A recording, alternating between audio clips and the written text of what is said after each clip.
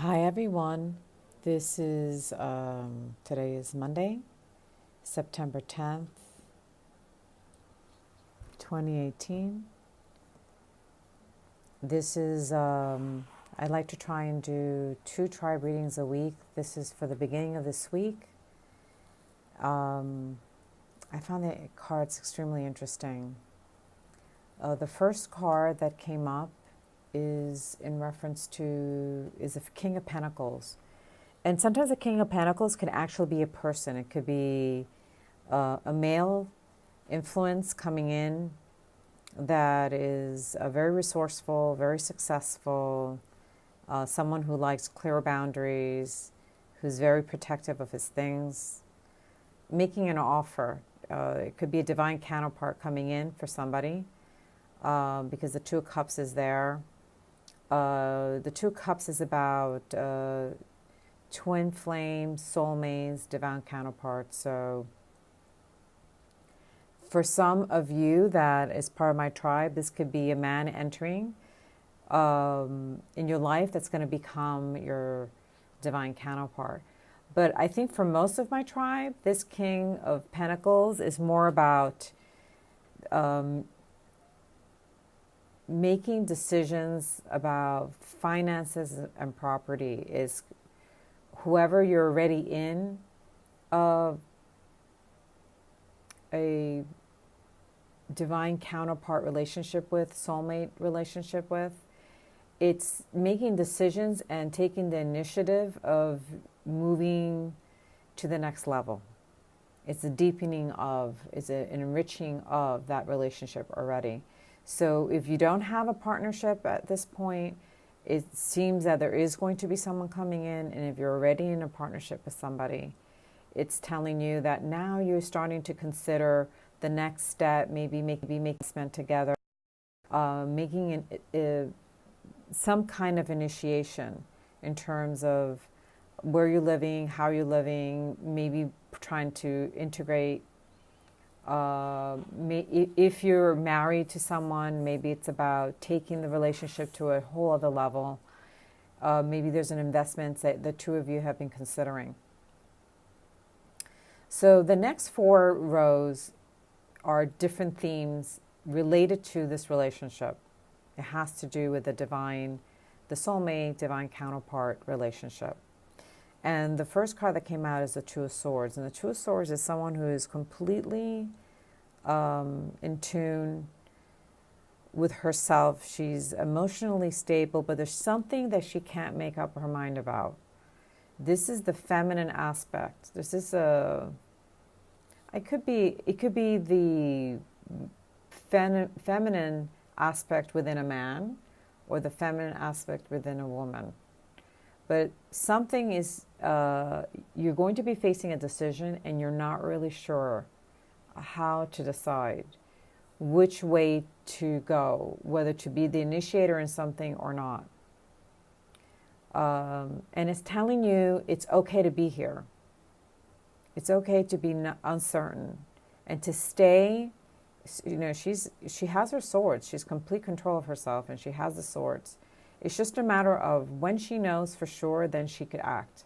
And it's telling you that it's okay to stay there in a state of not knowing. And just going back a little bit towards the King of Pentacles, I also want to mention that this could be also in reference to issues in your relationship about security and loyalty. So I'm not sure, this is going to resonate to you in very specific ways. So this is about either financial situations, property, wanting to come to a place of success and comfort in relation to that with your counterpart, and also about feeling a sense of security and loyalty from your partner.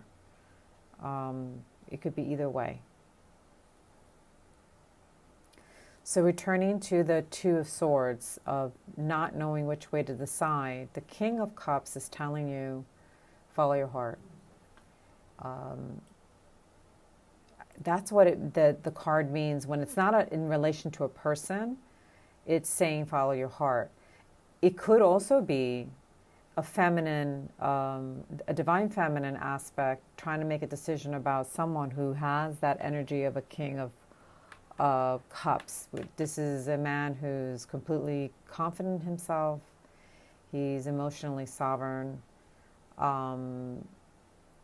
He's a loving man that's not afraid of intimacy. He's warm-hearted and charismatic. So this could be a divine feminine trying to make a decision about this kind of divine masculine. But for me, it's could also be that there's something specific about the way it came up, the influence of the King of Pentacles in the very beginning, making decisions with your divine counterpart that's going to move you to the next phase of your relationship.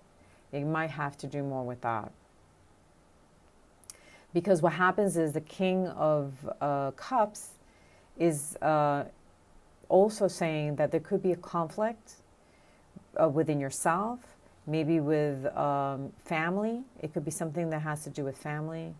Those people who are around you that need settling. And it's telling you, if you don't know which way to go, whether to go with your logic or your intuition, it tells you to go with your heart and go with your intuition. This is the advice that the cards, that the hierarchy is giving us, to go with our, to be willing to let down your defenses, be willing to communicate, because through that, you're able to really make the right decision. So in this case, whatever this decision is, follow your heart. And the next card that is being shown here, sometimes I know what the cards are, but sometimes I need to look at them a little closer up. So this is, let me see. Okay, this is a 9. The 9 of Wands is right after.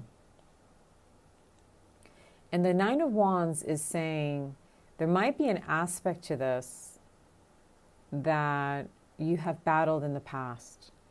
It could be the part that you can't decide and you need to follow your heart about it. Is something that you might have battled in the past, but you're on the other side of it already. And you're victorious. You're standing victorious, but still somewhat vigilant.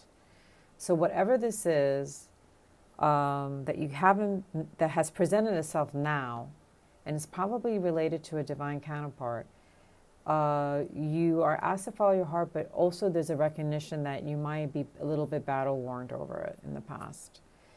And the decision, then we have the 6 of Pentacles, which is interesting because it's talking about a rebalancing here. The 6 of Pentacles is always about money coming in. There's going to be a rebalancing of finances, which might make this decision a lot easier for you as well. It could mean 2 things. Either someone's going to step in and be a benefactor for you, and you might have to decide yes or no about that. It could be you actually saying yes to this person who's coming in. Or it might be you feeling that you should be the benefactor for someone else, and also trying to decide whether that's the wise things to do. And obviously here is telling you to follow your heart. So there might be multiple things happening here because the cards are incredibly layered in meaning. So the decision that you are not ready to make can be about love. It could be about resolving a conflict, and it could be about finances, and it could be all of them and one of them. It's, for some of us, it's about one aspect, and then for us, and for some of us, we're resonating to all 3. So don't be surprised if you're actually looking at this and going, yeah, that's me. So the next line is a 10 of Swords. Now the 10 of Swords, it's all the sadnesses, griefs, our cross moments, our tower moments, moments that we've really, really struggled, that have changed our life. Because you see in the line at the very end, there's a Tower card. These are moments that happen to us, but they're behind us. So when you see a 10 of Swords, it's telling you these things have happened, but for for me, always it's telling me it's about something that happened, but the karmic charge is done and you can move forward from it. So think about those moments in your life and what it's telling you here, that they might be coming up. You might be re-experiencing some of these things that you thought were done already, but it's coming up for a very specific reason, because you have the Page of Wands and you have the Hermit. And what the Page of Wands is telling you is the page is a messenger, and he's a messenger that has the ability to put everything to perspective: mind, body, soul, spirit. There's a way to be able to take those moments that have brought us tremendous amount of grief and sorrow and internalize it with the Hermit to create an incredible amount of wisdom. It's probably finally giving you an opportunity to take something that was very painful, something that and that was very difficult for you, and actually use it as part of your foundation. It's kind of putting another rock or brick or stone in the foundation of who you are, so that it becomes part of your wisdom. So if it's coming up again, it's because it's going to give you the perspective and the scale to be able to create wisdom from it.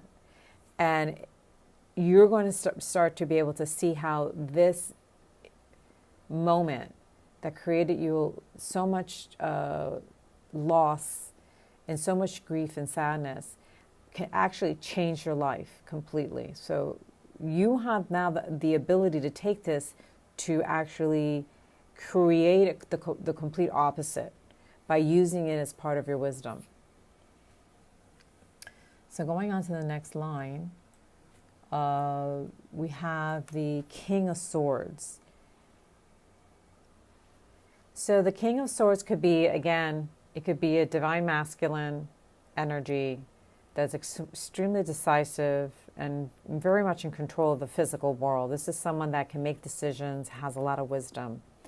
But for me, I don't think that that's who this is representing by this card. To me, this is telling you there's certain things that you need to make a decision about. You need to take charge about something very specific.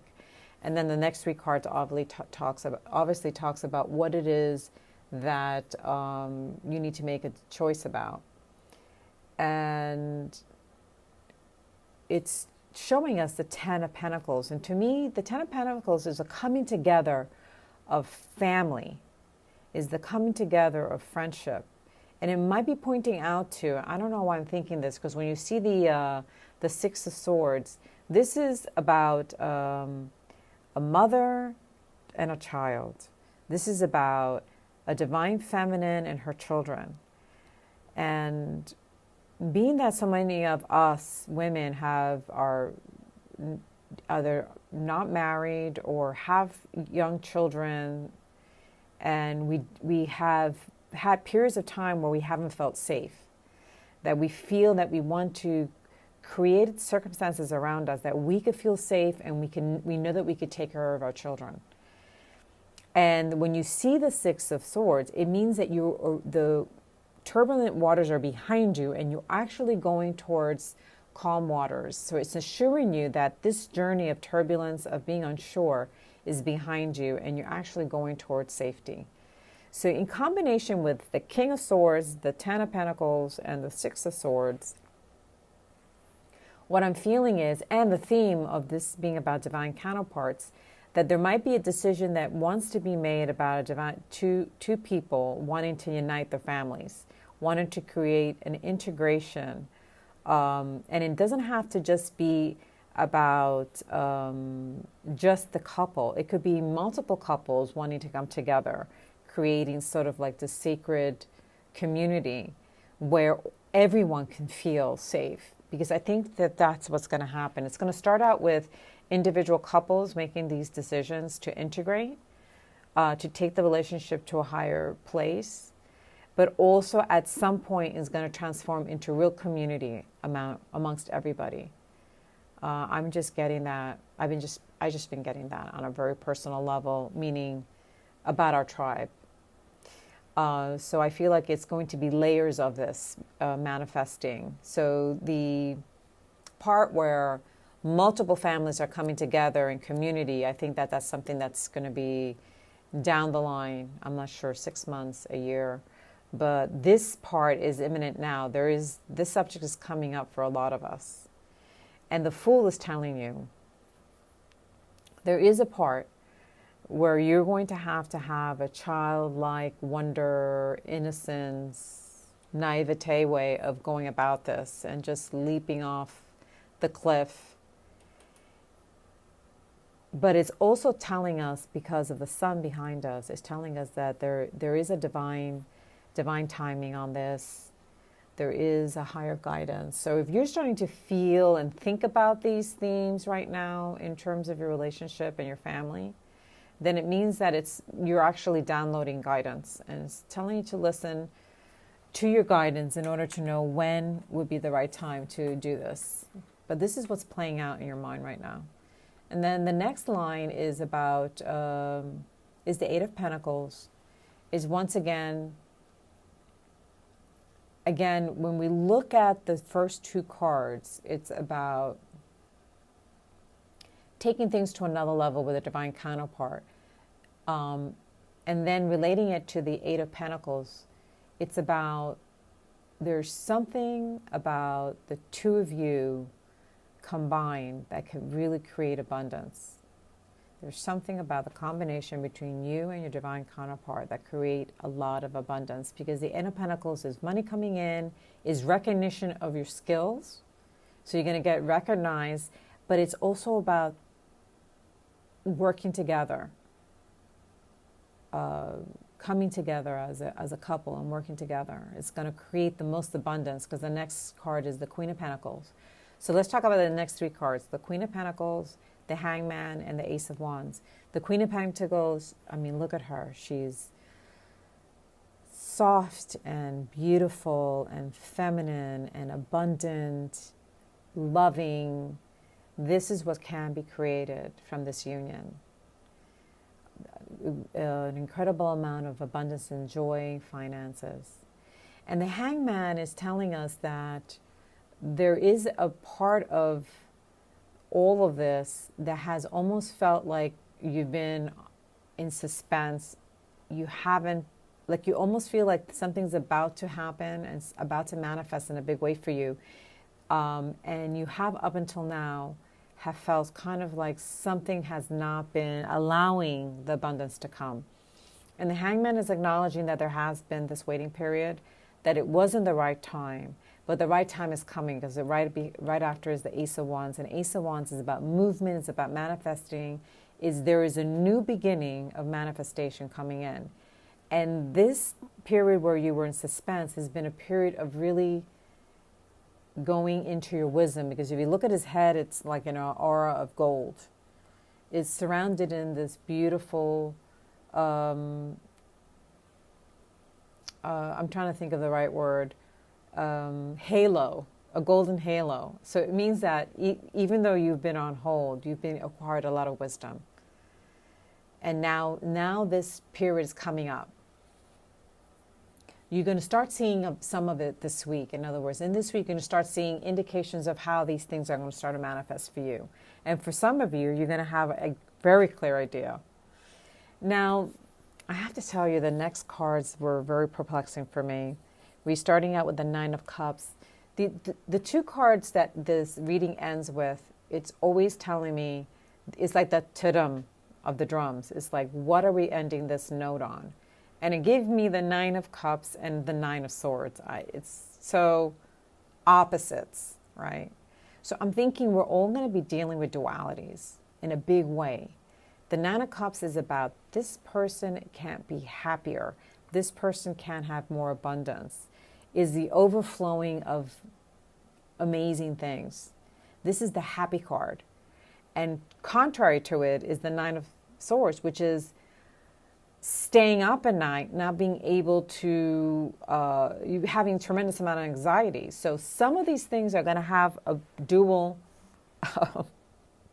It's going to be pulling us in two different directions. One is the wanting to have the happiness and the being able to be happy, versus some of these decisions that need to be made are also creating a certain degree of anxiety as well. So it's coming, the happiness is coming with some degree of anxiety too, because it's making those decisions, when to make the decisions that are going to keep you up at night.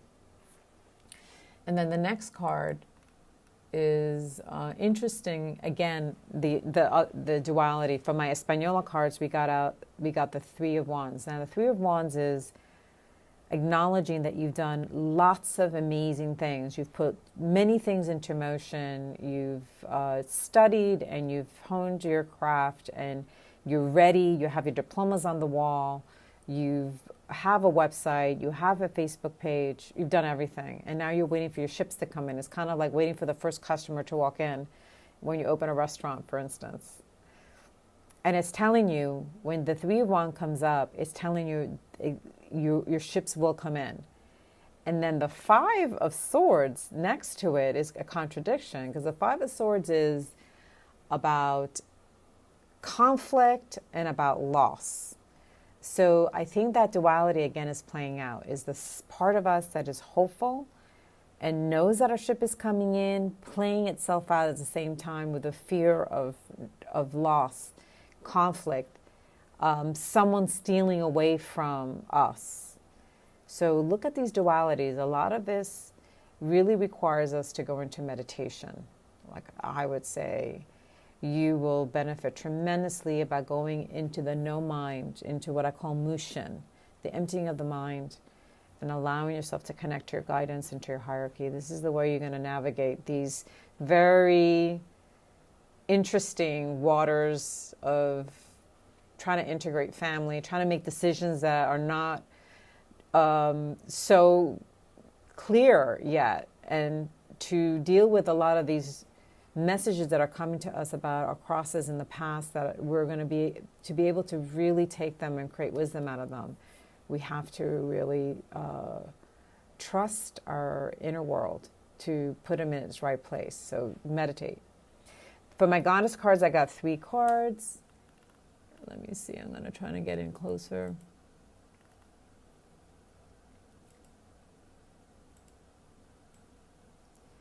We're starting out with the 8 of Wands. So this is some of the things that I'm talking about are going to happen very fast. Because the 8 of Wands is very, very fast movement. Probably not being able to make decisions if you're in that place. You might feel the urgency of having to make the decision. So whether that means that you should make it, usually when you get the 2 of Swords, it means don't make the decision until you're sure. So even though you're feeling this pressure of having to make swift decisions, it's also telling you, be certain before you make it.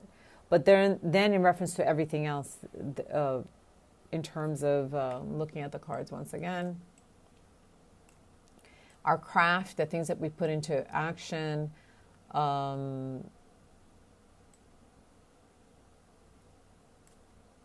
this might be coming in a little faster. And then the 8 of Pentacles is the same one that we did. It's the same card as the Weights cards. Again, it has to do with talents.